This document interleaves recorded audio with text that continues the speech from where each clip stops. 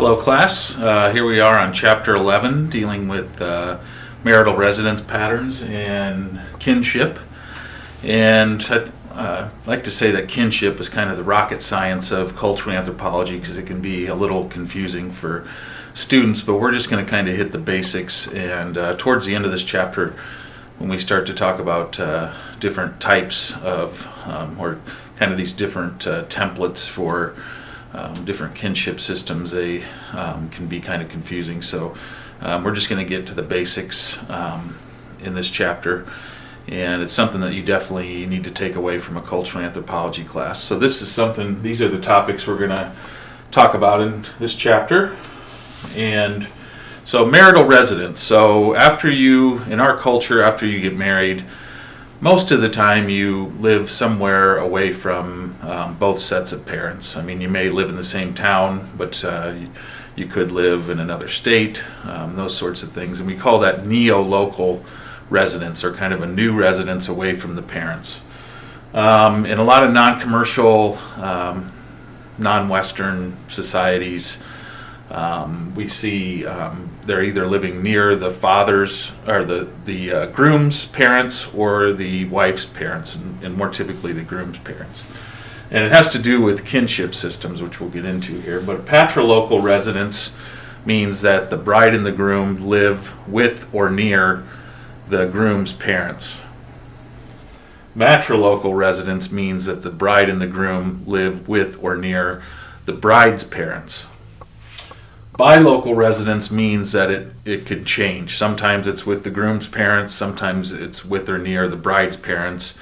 And again, this is tied to kinship, which we'll get to in a second. And a lot of times this one has to do with fluctuations in maybe population or economics and that sort of thing. Avunculocal residence, see, we're already kind of getting into these terms that are kind of foreign to us, is where the bride and groom live near the bride's mother's brother.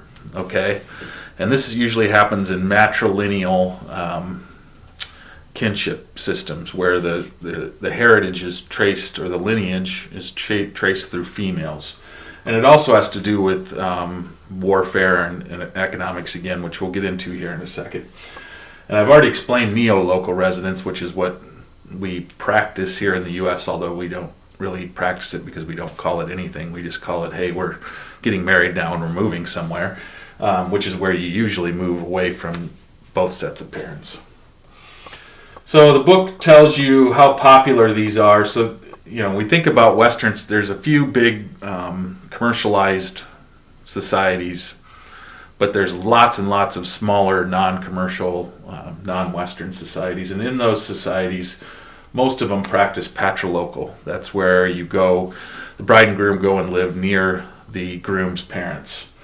The next most popular one we see is matrilocal, where they go and live near the bride's parents.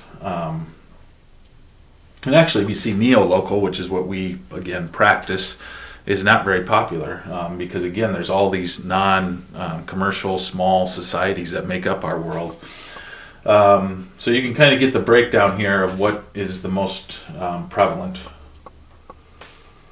So now we'll actually get into kinship, which again is tied to marital residence. So types of affiliation with kinship. So kinship to us is relatively unimportant. I mean, it's important to us. We know who our relatives are, but they don't dictate relationships and economics and all that sort of things, all those sorts of things like they do in non-commercial societies. So unilineal descent means that your kinship is traced only through one parent. So if it's patrilineal, it's traced through the men. If it's matrilineal, it's traced through the women. Ambilineal, again, is kind of like the bilocal marital residence pattern. It switches maybe throughout generations. And again, this might have to do with changes in population or changes in economics, that sort of thing. We practice, again, we don't really practice anything in terms of this kinship because it's relatively unimportant to us. Is we practice bilateral kinship, which means that we consider our relatives to be both from our mother's side and our father's side. So we kind of got introduced to kinship diagrams in the last chapter. So again, triangles are males, circles are females, an equal sign means marriage, and then this means children. So this is an example of a kinship diagram showing patrilineal descent. So again, so all of these in red trace their kinship through number 1 there. So again, that's a male figure. And so here, this female traces her kinship through her father, but the rest of her family traces through number 6. And then the opposite is matrilineal, where here they trace lineage through females. So in this case, this male traces his kinship through his mother, but the rest of his family traces their kinship through his wife. Ambilineal descent, again, is where it may change from generation to generation. So here in this first generation, it may be patrilineal, and then it switches to matrilineal and that sort of thing. And again, this has to do sometimes with population changes, economic circumstances, that sort of thing. And so here again is bilateral kinship, what we practice through both sides. Okay, so some more terms from this chapter. A lineage then is just, it can be a matrilineage or a patrilineage, but it's basically where you trace all of your ancestors back to one known common ancestor. Now, if it's a patrilineage, it's a male ancestor. If it's a matrilineage, it's a female ancestor. And it's a known ancestor. So, whereas clans, it can be a patriclan or a matriclan, they trace back, but they don't know who that common ancestor is. And so a lot of times clans have totems associated with them. You've probably heard of a totem pole before, but basically a totem is like an effigy. So it could be a bear clan, a bird clan, that sort of thing. So it's kind of this unknown ancestor that you trace back to, and a lot of times is associated with a totem. So phratries, those are associated clans. So you can kind of see these somewhat starting at this point as kind of a hierarchy. So clans would be, or phratries would be associated clans, and then moieties are kind of dividing up a group into two separate related kinship systems. And remember last time we talked about marrying outside or inside through endogamy or exogamy. So moieties, you would usually marry outside of your moiety and that sort of thing. And then there's all sorts of combinations of these in throughout different non-commercial societies. So again, we see lots of patrilineal organization is more common than matrilineal organization. And why do they have these things, and why are these more important to these non-commercial societies than to us? And what they do is they regulate marriage, like we talked about last time. So whether you marry within your lineage or outside of your lineage, and again that has to do with, you might think of the incest taboo again as to who are your relatives. In the last chapter we talked about parallel cousins versus cross cousins and that sort of thing. It provides economic functions. So we talked about generalized reciprocity and balanced reciprocity, and usually with generalized reciprocity it's between close kin, and so economic functions, so you know who your kin are through kinship systems. Provides political functions, and so again you have these kind of ancestral ties to, whether it's through males or females. And not only that, but associations between clans or lineages and that sort of thing. And then religious functions, as I mentioned, the totem, kind of a spiritual connection to maybe one particular animal. So ambilineal descent, again, is where it may go through men or women, and it may switch from generation to generation. And that, again, is usually tied to changes in maybe population or economic changes, which will cause a switch from men to women. So neo-local residence usually happens in our types of societies, commercial societies, where your labor is rewarded with money. And so you don't need particularly to live near your parents' house. Now, here in Iowa, we might think we've got a good reason or a good example of how this might work in a non-commercial society, because with farming, you've got family farms, and a lot of times the son of the parents will live near or with or close by the parents to take over the farm and that sort of thing. So, but typically in the United States, we move away from our parents, and then because we're in a commercial society. Matrilocal and patrilocal residence, again, is tied to kinship systems, and it also usually has to do with the amount of calories brought in. Remember, there's gender division of labor, and so if women are providing most of the calories, then it's more likely matrilocal residence, and if men, patrilocal. And bilocal may be because it might fluctuate. Sometimes maybe men are more providing more, women are providing more, or things like that.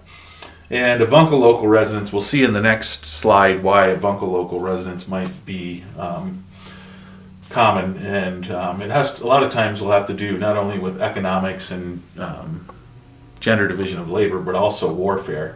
So if there's external warfare, meaning not within the particular lineage or clan or whatever it might be, and women do most of the primary subsistence, which means getting the calories, then it's going to be matrilocal. If it's external warfare and men do more of the primary subsistence, it's going to be patrilocal. Now, if it's internal warfare, it might be avunculocal if it's a matrilineal system, and a lot of times it's for protective reasons that they may live near the uncle of the, so it'd be your mother's brother. So this is a pretty good diagram to study. Okay, so how did unilineal descent systems emerge? And so they're most common in societies in the middle range of cultural complexity. And so, again, we don't want to get back into Tyler and Morgan's terms of, simple, middle, complex societies in terms of evolution, but we can see how some societies have, are a lot simpler to understand than others. And so unilineal descent groups are usually in kind of this middle complexity range. And again, they often provide important functions in terms of social, economic, political, and religious realms.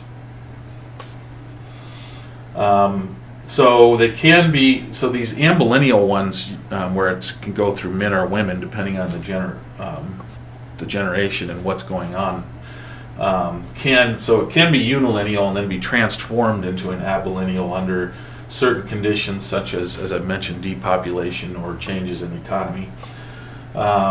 Conditions that favor bilateral systems are opposite of that, and usually, again, are in kind of commercial societies such as our own. So, more terms here for kinships. If it's a consanguinal kin, that means it's your blood kin, so you can think of that as your brothers, sisters, parents. And a phenol kin is more your in-laws. You might think of it that way. So if you're married, your spouse's brothers and sisters would be your phenol kin, whereas your own brothers and sisters would be your consanguinal kin or blood kin. Okay, so here comes the more confusing part. These are kind of template systems or common systems that we kind of compare one kinship system to another, and these can get pretty complex. And you can see that here with, here's this particular diagram that looks pretty complex. I don't want you to get too bogged down in this. One term that I need to mention, though, that I haven't mentioned so far, is when you're doing a kinship diagram, if you made one for yourself, you would be ego. You would center it around yourself. So this particular kinship diagram is based off this person right here. And I don't want you to get too concerned about what these shadings mean on the inside here. Just keep in mind that these types of templates exist and can be compared between different groups and are named for different groups. So like this one here is named for the Inuit or the Eskimo group. This one is the Omaha Native American group, the Crow Native American group, the Iroquois Native American group, and the Sudanese Kinship Terminology System, and this one is a Hawaiian Kinship Terminology System.